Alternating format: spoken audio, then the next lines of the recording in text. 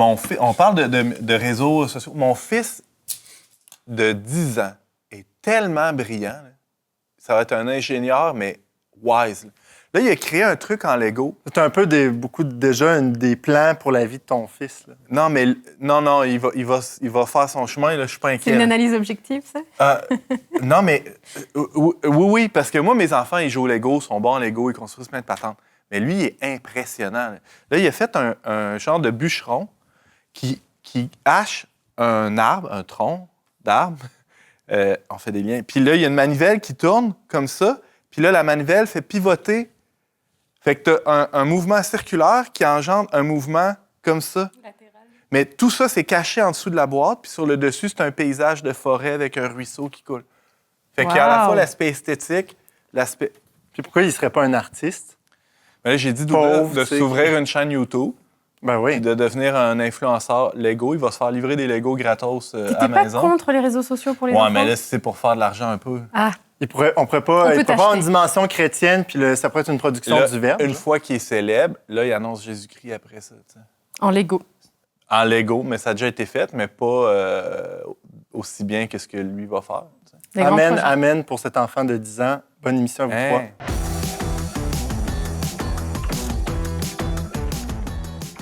Benjamin Boivin, Ariane Beauferré et Antoine Malenfant, bienvenue à cet épisode des Verbomoteurs. Hey, on parlait de Lego, mais on va parler de Lego! Oui, parce qu'on vient d'apprendre il y a 2 jours, en fait, sa démission. Hein. On s'y attendait un peu parce qu'avant les fêtes, il y avait des rumeurs qui circulaient en janvier, fin janvier, il allait probablement avoir des annonces. Des rumeurs, mettons, des sondages qui avaient 15 des histoires de même. Là, aussi. Depuis 2 ans. Oui. C'est sûr que ça motive un peu. Ça finit par user, hein, peut-être? Ouais, ça doit être un peu plat. Ça surprend personne, en tout cas. Non, je pense que c'était le bon choix politique à faire. Qu'est-ce qu'on peut retenir déjà de son discours? Qu'est-ce qui vous a marqué là, dans son discours?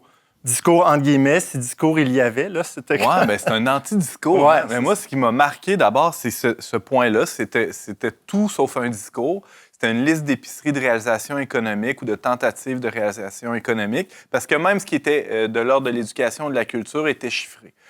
Ça, c'est propre de sa vision de gestionnaire. Hein, mais il a dit « j'ai été élevé comme ça ». Oui, c'est ça. Et il s'en cache même pas. Puis c'est d'ailleurs ça la promesse qu'il a faite aux Québécois quand il a été élu en 2018, c'est-à-dire je vais être un bon gestionnaire de la maison. Puis alors une très pauvre vision, voire même une absence de vision pour la nation québécoise. D'ailleurs, j'ai mis ma chemise bleu pâle aujourd'hui. C'est comme le bleu du nationalisme, mais très pâle. Okay? C'est comme le lait écrémé. Là, ouais. Il y a quelque chose comme... Mais pas vraiment. Ouais, mais ça serait... À quoi tu t'attends, toi, Antoine, d'un premier ministre comme vision? Bien, en fait, c'est parce que on parle d'un chef, okay? Donc d'un leader, de quelqu'un qui est appelé dans sa fonction à emmener, à élever un groupe. Okay? Peu importe le type de leader, là, à faire sortir le meilleur de ce groupe-là, en l'occurrence ici, le peuple québécois. Et là, on a quelqu'un qui, oui, comprend... En fait, j'ai lu récemment qu'il comprenait le peuple québécois comme personne. En fait, il ne le comprenait pas, il l'incarnait, il l'était. Et ça, c'est problématique en quelque sorte parce qu'on s'attend d'un chef qui ne soit pas que le groupe qui gouverne. Okay.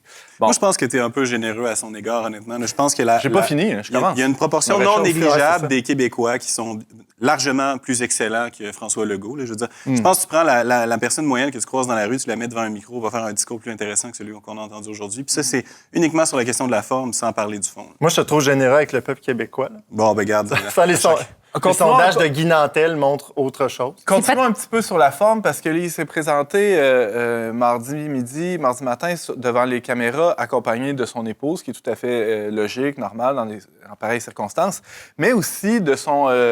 Isabelle. Ah ouais. De son directeur de cabinet... Martin. Le premier ministre du Québec, en fait. Et qui était le premier ministre de l'ombre du Québec, un homme non élu, qui est il disait lui-même, là, Legault, qui faisait quasiment un couple, là, ou en tout cas, c'était son alter ego. Mais finalement, l'éminence grise de ce gouvernement-là, on s'entend. Qui était le directeur du cabinet. C'était pas nécessairement le premier ministre. Alors, ça, au moins, ça mettait en transparence ou en lumière quelque chose qui, dans les faits, s'accomplissait depuis déjà 2 mandats complets, c'est-à-dire que le pays ou le territoire était gouverné par quelqu'un qui menait la barque dans le cabinet du premier ministre. Donc ça, c'était intéressant. C'était ça, ce premier point, l'espèce de vacuité. Aucun sens de l'histoire. Hein? On ne s'inscrit pas dans une lignée, on ne se projette pas dans un avenir, sinon celui très court de la prochaine échéance électorale.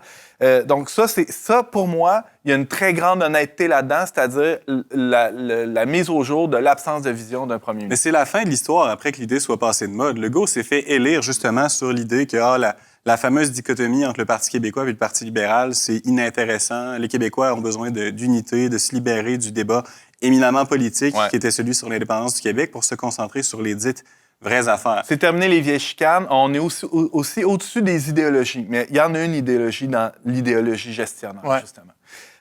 Passons pour ce premier angle-là. Deuxième élément super intéressant de son discours, c'est peut-être un de ses principaux faits d'armes, selon lui, celui de la gestion de la pandémie. Bon, il reconnaît que ça n'a pas été parfait. Mais disons, 5-6 ans plus tard, on peut se permettre peut-être d'être un petit peu critique. Il y a une phrase, moi, que j'ai notée en particulier.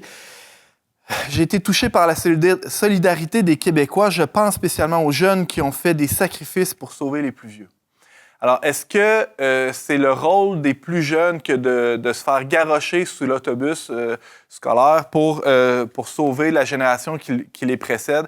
Pour moi, c'est scandaleux. D'ailleurs, soit dit en passant, faire des sacrifices, c'est une chose. Être sacrifié, c'en est une autre. Là, moi, j'étais à l'université quand personne n'a consenti. Il n'y a personne qui a consenti à ça. Moi, j'ai jamais accepté d'être jeté sous l'autobus, puis pourtant, c'est ce qui m'est arrivé. Puis c'est bien pire encore pour ceux qui étaient au secondaire ou au cégep. On parle de sacrifice, là. Il y a comme quelque chose de la réécriture de l'histoire derrière ça. Et c'était, bon, alors les principales victimes, entre guillemets, là, hormis les gens qui sont décédés, mais quand même, ceux qui payent encore aujourd'hui le prix de ces sacrifices-là étaient des mineurs, donc des non-électeurs, et c'est pas eux qui ont reconduit Legault en 2022 au pouvoir.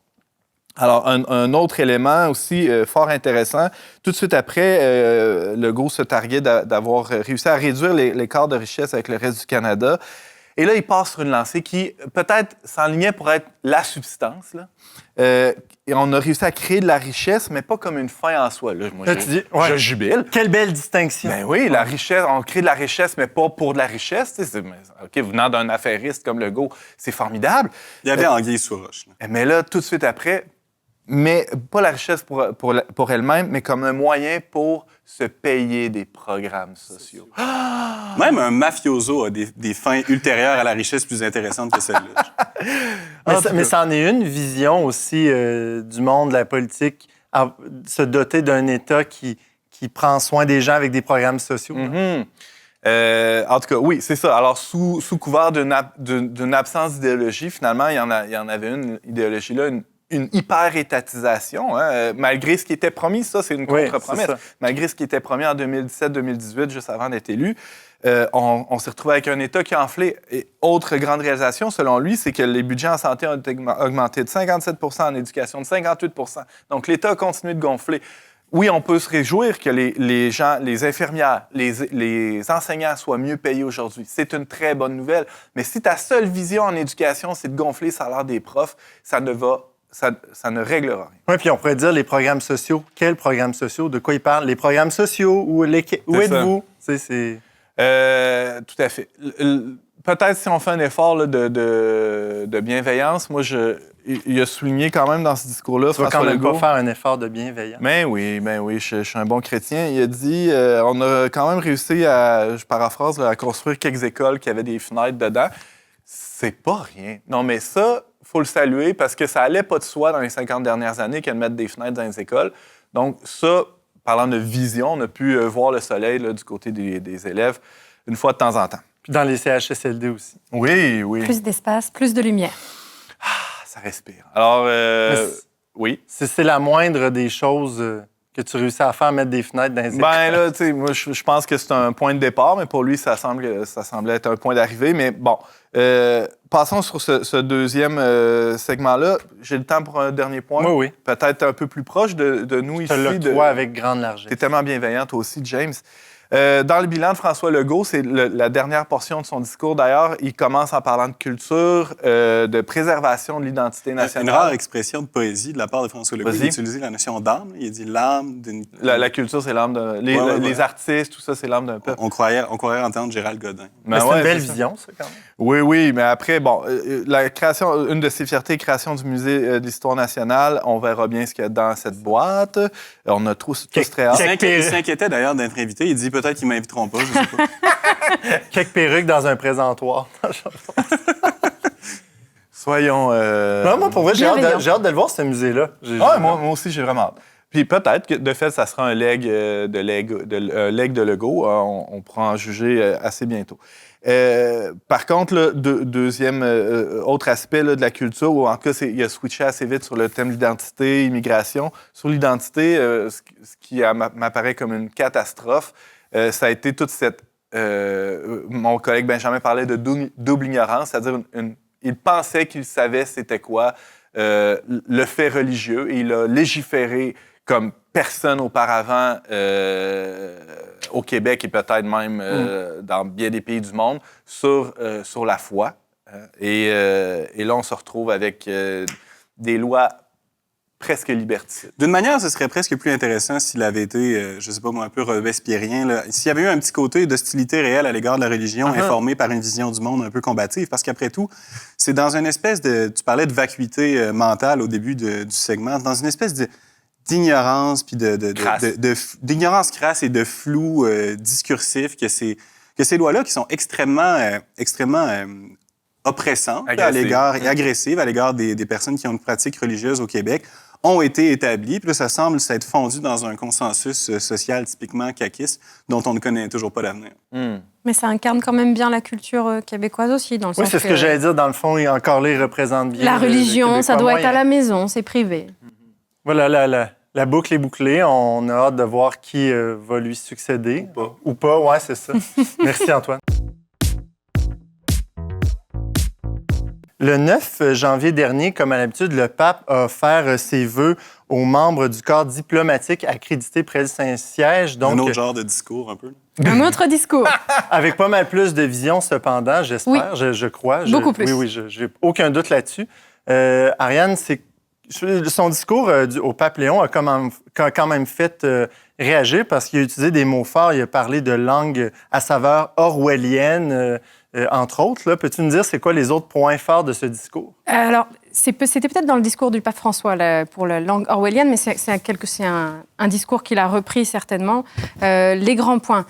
C'est un discours où il y a toujours une petite partie où il revient sur ce qui s'est passé dans l'année précédente. Le décès du pape François, le jubilé de 2025, les visites apostoliques en Turquie, au Liban. Mais la majeure partie les vœux de la nouvelle année, traditionnellement, comme tu le dis, c'est une vision pour l'année à venir.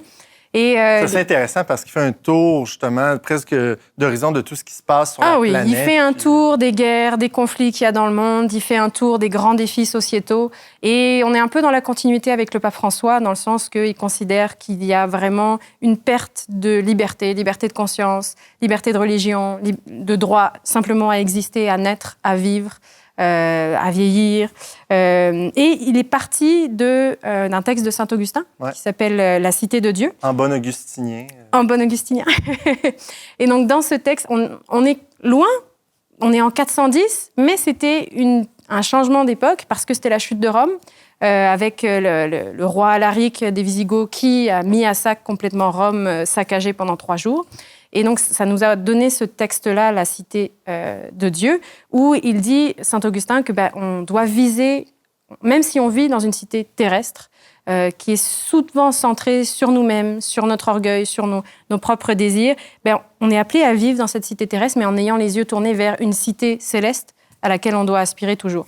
Et donc, le propos principal du pape Léon dans son discours, c'est que aujourd'hui, il y a comme on nie ce droit finalement à participer à cette cité céleste en coupant de nombreux droits. mais aussi on se ressente sur nous-mêmes. On se ressente sur nous-mêmes. On veut tous la paix. Ça, c'est aussi des mots de Saint-Augustin. On désire tous la paix, mais comment est-ce qu'on l'obtient, cette paix-là? C'est en faisant la guerre, c'est par nous-mêmes, c'est par plus de contrôle. Et c'est ce qu'on observe. Je veux dire, dans les discours, on parlait du discours de François Legault, mais on pourrait parler de son petit mot de fin d'année, du discours de Marc Carney du début d'année, du discours d'Emmanuel Macron. De quoi est-ce qu'il parle? D'unité, d'espérance, de solidarité, mais aussi on va défendre nos valeurs, on va défendre notre langue et on va mettre plus de PIB dans l'armée et on va mieux l'organiser. Parce que il faut quand même se défendre de qui? Des autres qui nous entourent. Il fait quand même une petite nuance en disant, il parle de nationalisme excessif. Excessif, oui. C'est vraiment une crise entre est-ce que je suis contre l'autre ou est-ce que j'essaye d'entrer en dialogue avec l'autre? Trump, as-tu fait un discours de début d'année? Ça, je ne l'ai pas regardé, je t'avoue. Ça, c'est toujours une intéressante addition à l'émission quand tu poses une question comme ça à laquelle tu sais pertinemment que personne ne connaît la réponse. Vous avez l'air de des poules qui cherchent... Non, c'est toi la poule qui cherche. Non, c'est vrai que c'est... Qu'en penses-tu, James? D'après moi, il en a fait... Non, mais je veux savoir Oui, votre avis. Traditionnellement, tous les pays, il y a toujours un discours. Marc Carney, c'était aussi un discours des fêtes, tout simplement, pour souhaiter joyeux Noël, etc. Mais là, ce qui est intéressant aussi avec le pape Léon, c'est qu'il va reprendre un peu ce que disait le pape François sur le fait qu'on ne vit pas une époque de changement, mais un changement d'époque. Changement d'époque, clairement, avec l'intelligence artificielle, avec des changements de paradigme culturel. Il a aussi mis l'emphase sur le fait que la famille est attaquée.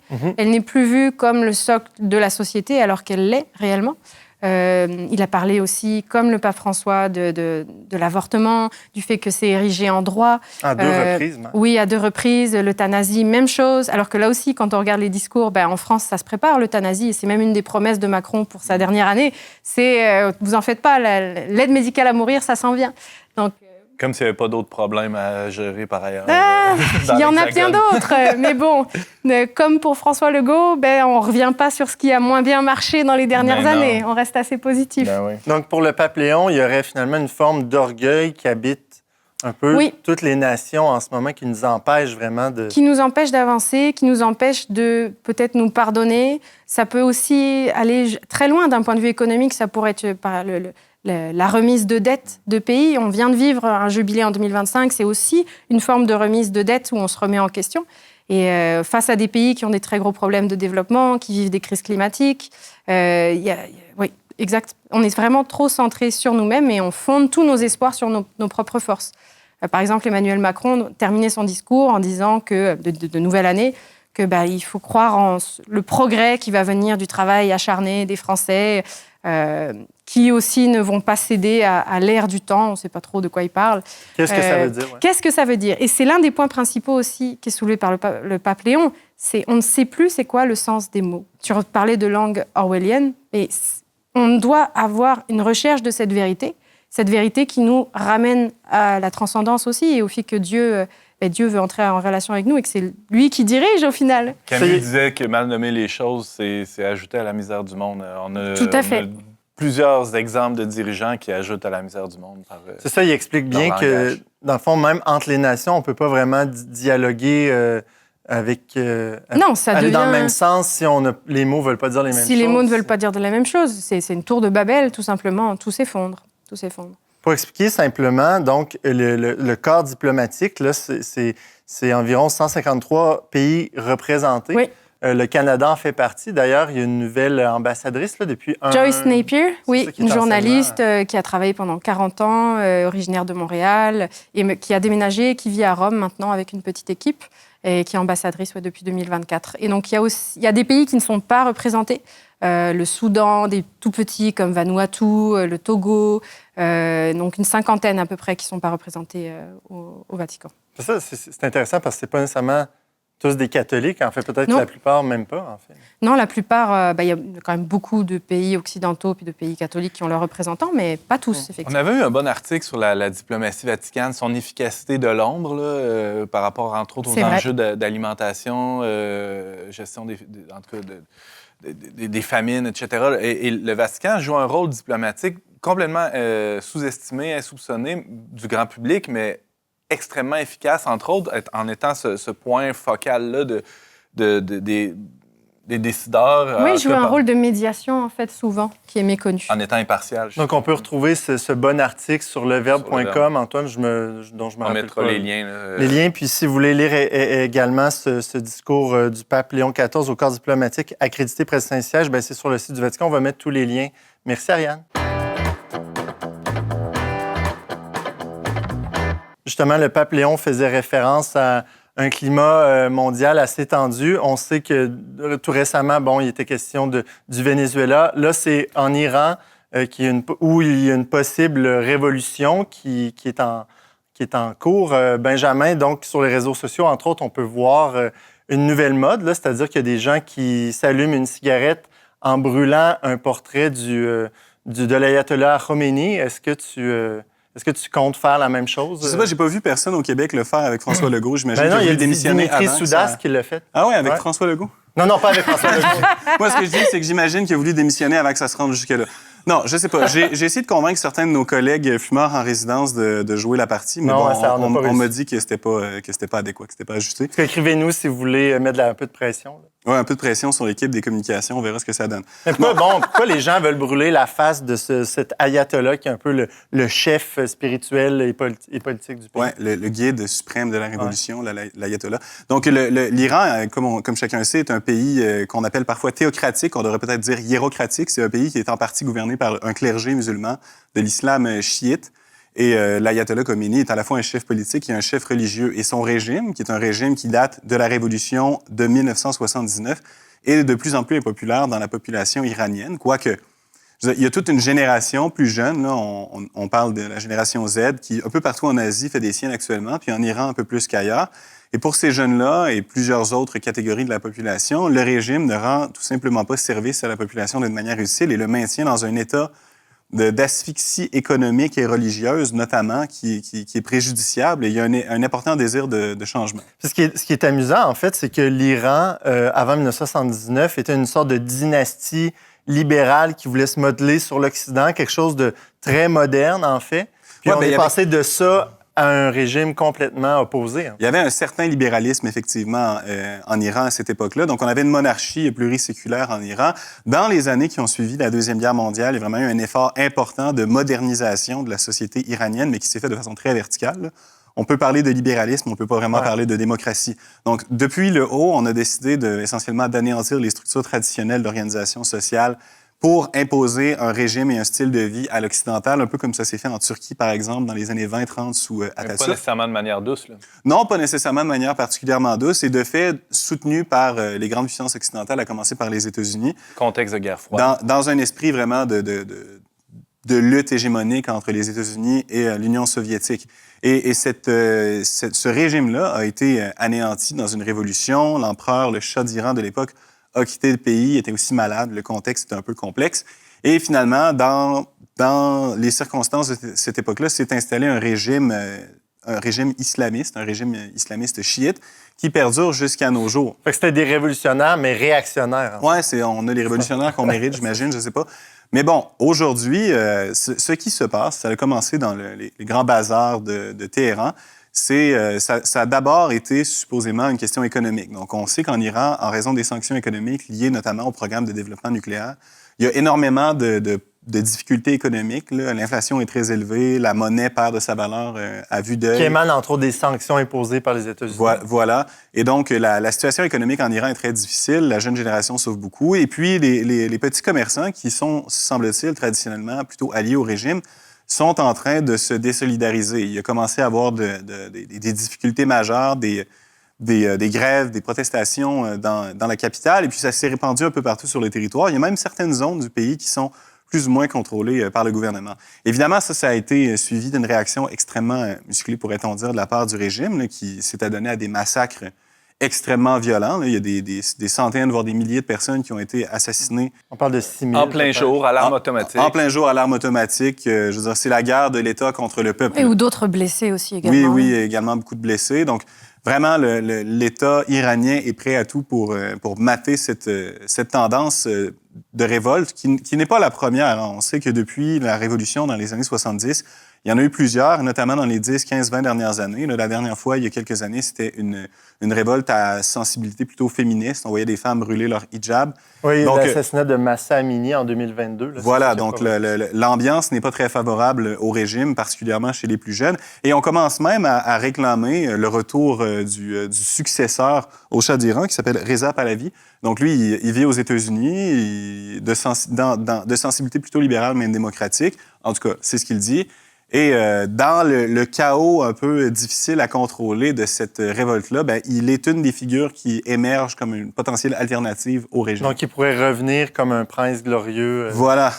Il y a quand même une dimension religieuse à cette situation-là qui est peut-être sous-évaluée ou mal évaluée de la part de notre point de vue occidental dans l'analyse? De manière générale, les médias occidentaux ont tendance à interpréter les phénomènes étrangers, internationaux, à partir de critères qui sont essentiellement économiques ou des considérations liées au profil ethnographique d'un pays. Mais c'est vrai que l'élément religieux est très important. Il faut comprendre que le programme révolutionnaire des années 70, porté par l'ayatollah Ali Mollah, c'est vraiment un programme qui était anti-impérialiste, anti-américain, mais aussi un programme qui était très fondamentaliste sur le plan religieux. Et cette idéologie-là ne s'est pas nécessairement transmise d'une génération à l'autre. Et ce qui fait en sorte qu'aujourd'hui, dans la jeune génération iranienne, il y a assez peu de gens qui sont farouchement attachés à ce programme-là. Et beaucoup de gens qui sont finalement désireux de pouvoir vivre comme dans plusieurs autres pays musulmans dans le monde, où même si la société demeure très religieuse, il y a quand même un certain libéralisme, une certaine prospérité qui peut s'expérimenter. Donc, si vous aviez à choisir entre un régime impérial, libéral ou une théocratie islamique, vous choisissez quoi? Je sais que Karianne aime beaucoup les dilemmes comme ça. On pourrait savoir qu'est-ce qu'elle a à en dire. Je déteste ce genre de dilemme. C'est un peu entre deux mots, choisir le moins. Je veux dire, on a l'excellence de la monarchie d'un côté, mais le libéralisme, ça, c'est plus ou moins bon.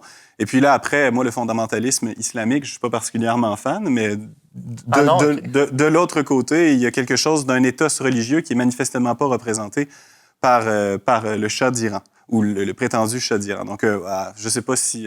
Moi, le mot Shah m'a toujours mystifié, là, mais en tout cas. Il n'en faut pas plus que ça. Non, c'est ça. Je pense qu'une Toi, troisième... Antoine, as-tu quelque chose à dire là-dessus? Non. Une troisième voie est possible, probablement. Ah oui, laquelle? À voir. Tu vois, c'était héritière de François Legault qui mettait la troisième voie. Mais avec une vision, cette fois-ci, de préférence. J'ai une troisième voie sur la 20 entre Québec et Lévis. Non, c'est pas ça dont on parle, Antoine. Okay. Non, mais c'est quand même étonnant, un peuple qui passe d'un extrême à un autre. Comme ça. Vraiment, là, il y a comme un aspect médias sociaux, représentation culturelle à tout ça, parce que en réalité, cette personne-là n'est pas sur les territoires, n'est pas apte à organiser la population. Certes, il a pris parole, mais il n'est pas capable de contrôler un mouvement révolutionnaire, de mettre en place un programme sérieux qui vise à prendre le pouvoir. Ce qui fait en sorte que les possibilités de succès existent, mais elles ne sont pas énormes. Et la capacité et la volonté du régime à mater la révolte est très, très intense. On va commencer à assister à des procès très rapides et des exécutions publiques dans les prochains jours. Ça va, on va voir aussi le soutien international qui va être apporté ou non. Oui, ça, c'est l'autre aspect. Ouais. Merci beaucoup pour votre participation à vous trois. On se dit à une prochaine.